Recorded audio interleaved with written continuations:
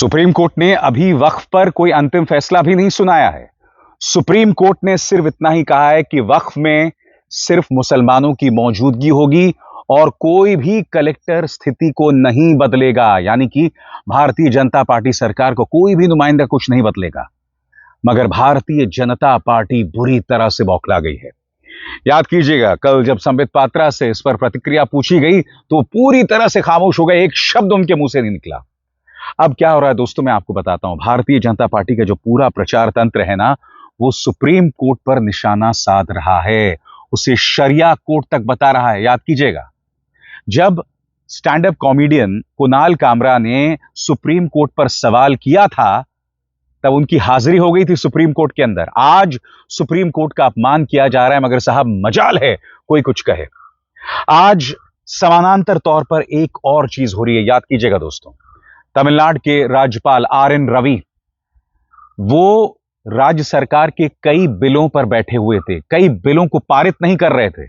Supreme court ने उन्हें जबरदस्त लताड़ लगाई थी कि आप ऐसा नहीं कर सकते।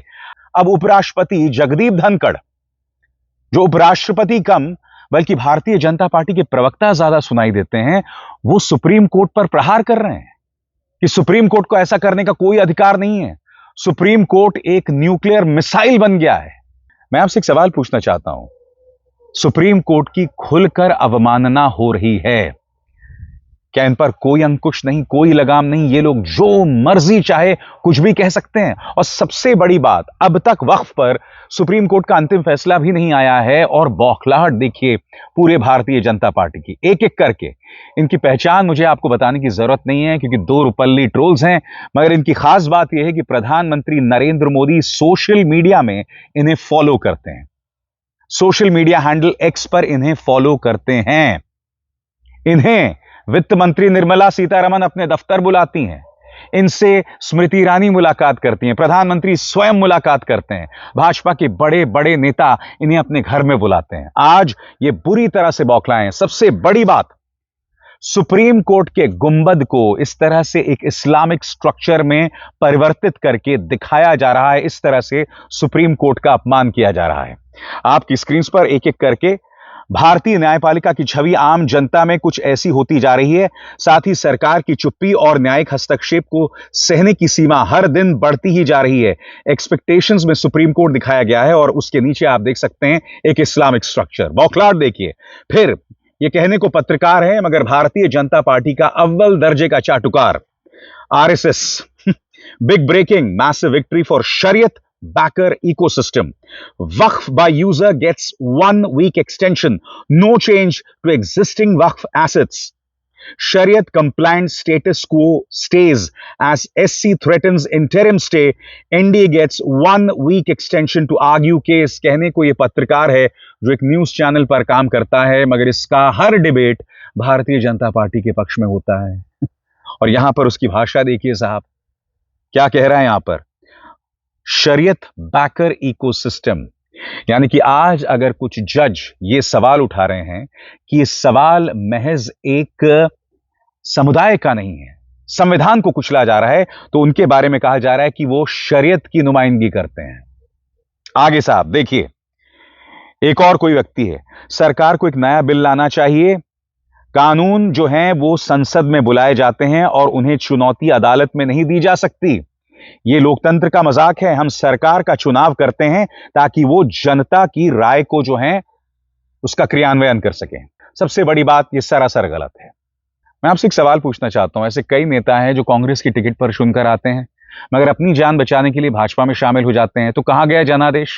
सबसे बड़ी बात, ये वो सरकार है जो सुप्रीम कोर्ट के फैसलों को पलट देती है, सुप्रीम कोर्ट के फैसलों का पालन नहीं करती है, उसमें विलंब करती है। और यहां पर इनके चाटुकार यह बात कर रहे हैं कि जो कानून संसद में बनाए जाते हैं उन्हें सुप्रीम कोर्ट में चुनौती नहीं दी जा सकती। सबसे बड़ी बात, संसद के अंदर कृषि कानून भी बनाए गए थे, 3 कृषि कानून थे ना, तो सरकार ने पलट क्यों दिया?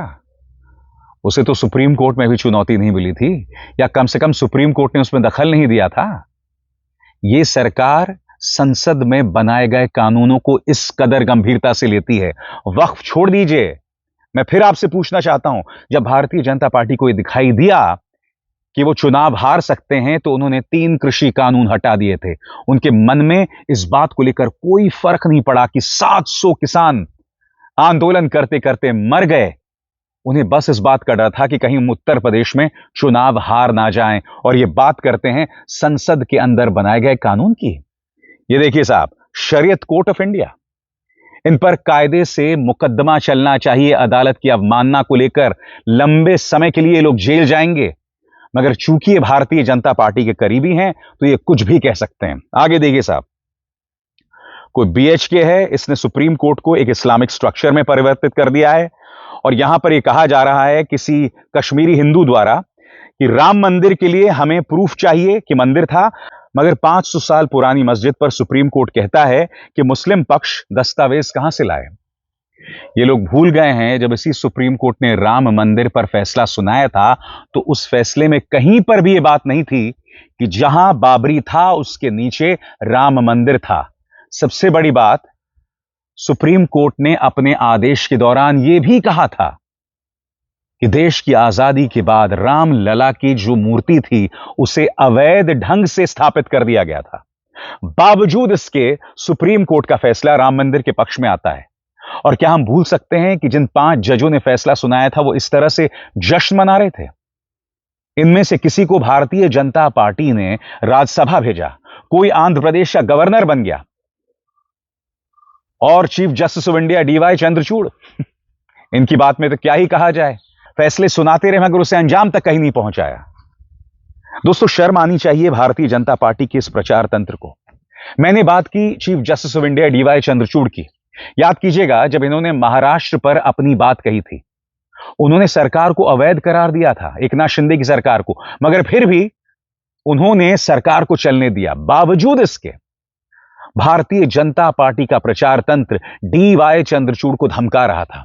नतीजा यह हुआ कि कई सांसदों को राष्ट्रपति से जाकर मिलना पड़ा कि संरक्षण दीजिए डीवाई चंद्रचूड़ को। यह हालत है भाजपा की और उनके प्रचार तंत्र की। सुप्रीम कोर्ट में फैसला तो बहुत दूर की बात है, अगर कोई टिप्पणी कर दे तो इस तरह से सुप्रीम कोर्ट पर प्रहार किया जाता है। वक्फ बिल पर जो सुप्रीम कोर्ट का ऑब्जर्वेशन है, जो उनकी टिप्पणी है, उसकी वजह से बहुत जोरों से आग लगी हुई है। आज भाजपा के पूरे प्रचार तंत्र को बरनौल की जरूरत है। सारी हदों को पार किया जा रहा है दोस्तों। और मुद्दा सिर्फ इस प्रचार तंत्र का नहीं है दोस्तों, मैं आपको बतलाना चाहता हूं, यह है देश के उपराष्ट्रपति जगदीप धनखड़। जब ये पश्चिम बंगाल के राज्यपाल हुआ करते थे, तो जमीन पर ऐसे उतर जाते थे मानो ये भाजपा के नेता हों। उपराष्ट्रपति के पद पर लगातार इन पर आरोप लगा है दाग लगाने का। राज्यसभा के अंदर खुलकर भाजपा का साथ देने का आरोप लगा है, खुलकर विपक्ष के नेताओं पर जोर जबरदस्ती करने का आरोप भी लगा है। आज सुप्रीम कोर्ट पर प्रहार कर रहे हैं। क्यों? याद कीजिएगा, सुप्रीम कोर्ट ने तमिलनाडु के राज्यपाल आर.एन. रवि पर सख्ती अपनाई थी और कहा था कि ये राज्य सरकार के बिलों पर बैठे नहीं रह सकते। मैं आपको बतलाऊंगा कि सुप्रीम कोर्ट ने क्या आदेश दिया था, मगर बुरी तरह से बौखला गए हैं जगदीप धनखड़। वो ये तक कह रहे हैं कि जिस तरह से सुप्रीम कोर्ट राज्यपाल को लेकर फैसला सुनाती है, या जिस तरह से सुप्रीम कोर्ट ने राष्ट्रपति, देश के राष्ट्रपति को दिशा निर्देश दिए हैं, ये किसी न्यूक्लियर मिसाइल से कम नहीं है। मैं फिर आपसे पूछना चाहता हूं, इस नए संगोल युग में जब नई संसद बिल्डिंग का उद्घाटन होता है, तो वो उद्घाटन राष्ट्रपति नहीं करती हैं, प्रधानमंत्री करते हैं। राम मंदिर का जब उद्घाटन होता है तो राष्ट्रपति तो बहुत देर बाद आते हैं। सबसे बड़ी बात, राष्ट्रपति अक्सर ऐसे कई मुद्दों पर टिप्पणी करते हैं जो राजनीतिक हैं, जिन पर कहीं ना कहीं पक्षपात करने का आरोप लगता है। तो बड़ा प्रश्न, सुप्रीम कोर्ट अपनी टिप्पणी क्यों ना करे, क्यों ना वो दिशा निर्देश दें। और सबसे बड़ी बात, ये तमाम चीजें संविधान में मौजूद हैं। सबसे पहले मैं आपको बतलाना चाहता हूं कि उपराष्ट्रपति जगदीप धनखड़ ने कहा क्या आपके स्क्रीन पर। सुपर संसद की तरह काम कर रहे हैं जज, राष्ट्रपति को आदेश नहीं दे सकती अदालतें, बोले उपराष्ट्रपति जगदीप धनखड़। उपराष्ट्रपति जगदीप धनखड़ ने हाल ही में सुप्रीम कोर्ट के उस आदेश की कड़ी आलोचना की है जिसमें राष्ट्रपति को राज्यपालों की ओर से विचार के लिए भेजे गए विधेयकों पर डेडलाइन के भीतर एक्शन लेने का निर्देश दिया गया था। इसे लेकर उपराष्ट्रपति ने कहा कि भारत में कभी भी ऐसा लोकतंत्र नहीं रहा जहां न्यायाधीश किसी लॉ मेकर, कार्यपालिका और यहां तक कि सुपर संसद के रूप में काम करे। उपराष्ट्रपति ने कहा कि हम ऐसी स्थिति नहीं बना सकते जहां आप भारत के राष्ट्रपति को निर्देश दें और किस आधार पर। जिन न्यायाधीशों ने राष्ट्रपति को आदेश जारी किया वे संविधान की शक्ति को भूल गए। इसके अलावा उन्होंने अदालतों पर टिप्पणी करते हुए कहा कि हमने इस दिन के लिए लोकतंत्र की कभी कल्पना नहीं की थी। राष्ट्रपति से डेडलाइन के तहत फैसले लेने के लिए कहा जा रहा है और अगर ऐसा नहीं होता तो यह कानून बन जाता है। इंतजार कीजिए, मैं आपको बतलाऊंगा कि दरअसल सुप्रीम कोर्ट ने राज्यपाल के बारे में क्या कहा था और जो बात कही थी वो पूरी तरह से वाजिब थी, मगर हमारे उपराष्ट्रपति महोदय हैं, उनका एक एक शब्द भारतीय जनता पार्टी के प्रवक्ता के तौर पर सुनाई देता है। कांग्रेस ने उपराष्ट्रपति पर हमला बोला है। सुप्रिया श्रीनित का बयान आपके स्क्रीन पर। मैं तो उपराष्ट्रपति के बयान पर टिप्पणी करने में संयम बरतूंगी, काश ये संयम उन्होंने भी सुप्रीम कोर्ट पर बयान देते वक्त दिखाया होता। मैं तो यह जानती हूं कि जिस तरह से तमिलनाडु के राज्यपाल ने राज्य सरकार के कानूनों को रोककर संविधान की धज्जियां उड़ाई, उसके बारे में उपराष्ट्रपति का क्या कहना है? क्या वो ये नहीं देख पा रहे कि आज राजभवन उन लोगों से भरे पड़े हैं जो बेशर्मी से आरएसएस के एजेंडे को आगे बढ़ा रहे हैं और बीजेपी की लाइन पर कार्यकर्ताओं जैसे चल रहे हैं? और कहीं ना कहीं दोस्तों ये सवाल किसी और पर नहीं, उपराष्ट्रपति जगदीप धनखड़ पर भी है। मैं दरअसल आपको बताऊंगा कि राज्यपालों पर सुप्रीम कोर्ट ने दरअसल कहा क्या था जिसकी वजह से इतनी मिर्ची लगी हुई है, जिसकी वजह से बरनौल की जरूरत पड़ रही है। और आगे बढ़ने से पहले एक जरूरी संदेश, मेरे कार्यक्रमों के लिए आप नोटिफिकेशन का इंतजार मत कीजिए, मेरे चैनल में जाइए और खुद जाकर कार्यक्रम देखिए और रहिए अपडेटेड। और हां, ज्वाइन कीजिए मेरा चैनल, देखिए यह जरूरी संदेश। स्वतंत्र और आजाद पत्रकारिता का समर्थन कीजिए, सच में मेरा साथी बनिए। बहुत आसान है दोस्तों, इस ज्वाइन बटन को दबाइए और आपके सामने आएंगे ये 3 विकल्प, इनमें से एक चुनिए और सच के इस सफर में मेरा साथी बनिए। सबसे बड़ी बात, यह सवाल किया जाएगा दोस्तों कि आखिर उपराष्ट्रपति सुप्रीम कोर्ट के आदेश से जो उन्होंने राज्यपालों के बारे में दिया था क्यों बौखलाए हुए हैं? आपको देखना पड़ेगा दोस्तों, चाहे पश्चिम बंगाल के गवर्नर बोस साहब हों, चाहे उपराष्ट्रपति जगदीप धनखड़ जब वो पश्चिम बंगाल के ही गवर्नर हुआ करते थे, विनय सक्सेना जो कि दिल्ली के एलजी हैं, जिन्होंने अरविंद केजरीवाल के रास्ते में कितने रोड़े लगाए थे, लोकसभा के अंदर ओम बिरला और उनके तेवर, ये तमाम चीजें सवालात पैदा करते हैं सत्ता पक्ष और संस्थाओं पर। याद कीजिएगा, इसी मंच पर मैंने आपको बताया था कि सुप्रीम कोर्ट ने किस तरह से लताड़ लगाई थी गवर्नर आर.एन. रवि को और उनके जरिए भाजपा द्वारा नियुक्त तमाम गवर्नर्स पर। देखिए एक बार फिर मेरे कार्यक्रम का यह हिस्सा। आज का दिन बीजेपी सरकार के लिए काला दिन है। आज का दिन विपक्षी गठबंधन इंडिया गठबंधन के लिए एक बहुत बड़ी जीत का दिन है, क्योंकि आज सुप्रीम कोर्ट ने भारतीय जनता पार्टी सरकार द्वारा नियुक्त राज्यपालों पर कठोर टिप्पणी की। सुप्रीम कोर्ट ने कहा कि राज्यपाल एक पॉलिटिकल पार्टी द्वारा संचालित नहीं हो सकता। सरल शब्दों में कहा जाए तो सुप्रीम कोर्ट ने बेशक इस शब्दावली का इस्तेमाल नहीं किया, मगर कहा कि आप बीजेपी के एजेंट बनकर काम नहीं कर सकते। और कटघरे में तमिलनाडु के राज्यपाल आर.एन. रवि, वो शख्स जिन्होंने तमिलनाडु विधानसभा के 1 नहीं 2 नहीं 10 बिल रोक रखे थे। ये बहुत सुना सुना लगता है ना दोस्तों। याद कीजिए, जब अरविंद केजरीवाल मुख्यमंत्री हुआ करते थे दिल्ली के, तब दिल्ली के एलजी विनय सक्सेना कितना परेशान किया करते थे उन्हें। और बात वहां नहीं रुकती। याद कीजिएगा, जगदीप धनखड़ जो कि उपराष्ट्रपति हैं और राज्यसभा के सभापति, याद कीजिएगा जब ये राज्यपाल हुआ करते थे पश्चिम बंगाल के, तो जमीन पर इस तरह से उतर आते थे मानो भाजपा के प्रवक्ता हूं। आज आर एन रवि, जो तमिलनाडु विधानसभा की 10 बिलों पर बैठे रहे, उन पर सुप्रीम कोर्ट ने सख्त टिप्पणी की है। एक एक शब्द आपके सामने, मगर समानांतर तौर पर कुछ और भी हुआ है दोस्तों। आपकी स्क्रीन पर उत्तर प्रदेश के मुख्यमंत्री आदित्यनाथ, सुप्रीम कोर्ट के चीफ जस्टिस संजीव खन्ना ने कड़ी फटकार लगाई है और कहा है कि उत्तर प्रदेश में कानून का राज नहीं है, पुलिस मनमानी कर रही है, सामान्य मामलों को आपराधिक मामला बनाया जा रहा है और इसकी मिसाल मैं आपके सामने पेश करूंगा। इंतजार कीजिएगा दोस्तों कि मुख्यमंत्री आदित्यनाथ की सरकार को किस तरह से chief justice of India Sanjeev Khanna ने फटकार लगाई है। मगर सबसे पहले दोस्तों, मैं आपको बतलाना चाहता हूं कि भाजपा द्वारा नियुक्त राज्यपालों पर क्या कहा है सुप्रीम कोर्ट ने, और यह आदेश सिर्फ तमिलनाडु के लिए नहीं है दोस्तों, क्योंकि जिस तरह से तमाम राज्यपाल मनमानी कर रहे हैं, भाजपा द्वारा नियुक्त राज्यपाल जो हैं मनमानी कर रहे हैं, यह इनके लिए नसीहत है। सबसे पहले आज सुप्रीम कोर्ट में क्या हुआ, एक एक करके आपके स्क्रीन पर आ रहा है। बड़ी खबर, सुप्रीम कोर्ट ने तमिलनाडु के गवर्नर आर एन रवि को फटकार लगाई कि उन्होंने बिलों पर अपनी मंजूरी रोक रखी थी। कोर्ट ने राज्यपाल के काम करने के तरीके के लिए शर्तें और नियम तय कर दिए हैं। सुप्रीम कोर्ट ने कहा है कि गवर्नर किसी भी ऐसे बिल को लटका कर नहीं रख सकते जो विधानसभा में पास हो चुका हो। गवर्नर के पास वीटो का ऑप्शन नहीं है। गवर्नर को या तो बिल को मंजूरी देनी होगी या फिर उस पर आपत्ति जतानी होगी या फिर बिल राष्ट्रपति के पास भेजना होगा। बिल को लटका कर रखना ऑप्शन ही नहीं है। आर्टिकल 200 की प्रक्रिया फॉलो करना जरूरी है। अगर आर्टिकल 200 के तहत प्रक्रिया पूरी नहीं होती तो बिल बस कागज का टुकड़ा बनकर रह जाता है। आमतौर पर गवर्नर बिल को राष्ट्रपति के पास नहीं भेज सकते अगर विधानसभा ने उसे फिर से पास करके भेज दिया हो। अगर विधानसभा ने दोबारा पास करके गवर्नर को भेजा है तो गवर्नर को उसे मंजूरी देनी ही होगी। गवर्नर के पास सिर्फ तभी ऑप्शन होता है अगर बिल में पहले से कोई बड़ा बदलाव हो गया हो। तमिलनाडु के गवर्नर का बिल पर बैठ जाना गैर कानूनी है। और सबसे बड़ी बात दोस्तों, सुप्रीम कोर्ट ने कहा है कि गवर्नर ने काम गलत नियत से किया। गलत नियत से दोस्तों। मैं फिर आपको बताना चाहता हूं कि दिल्ली में क्या हो रहा था।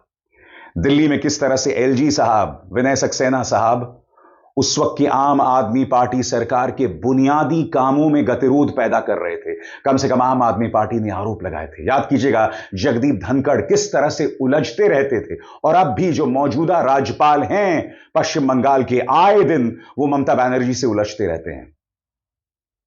सुप्रीम कोर्ट ने तमिलनाडु के राज्यपाल आर एन रवि से कहा कि आप भाजपा द्वारा संचालित नहीं हैं। सुनिए क्या क्या टिप्पणियां की हैं दोस्तों, और ये अपने आप में बहुत कुछ कह रहा है। सुप्रीम कोर्ट ने कहा राज्यपाल को एक दोस्त, दार्शनिक और राह दिखाने वाले की तरह होना चाहिए। आप संविधान की शपथ लेते हैं, आपको किसी राजनीतिक दल की तरफ से संचालित नहीं होना चाहिए। आपको उत्प्रेरक बनना चाहिए, अवरोधक नहीं। राज्यपाल को इस बात का ध्यान रखना चाहिए कि कोई बाधा पैदा ना हो।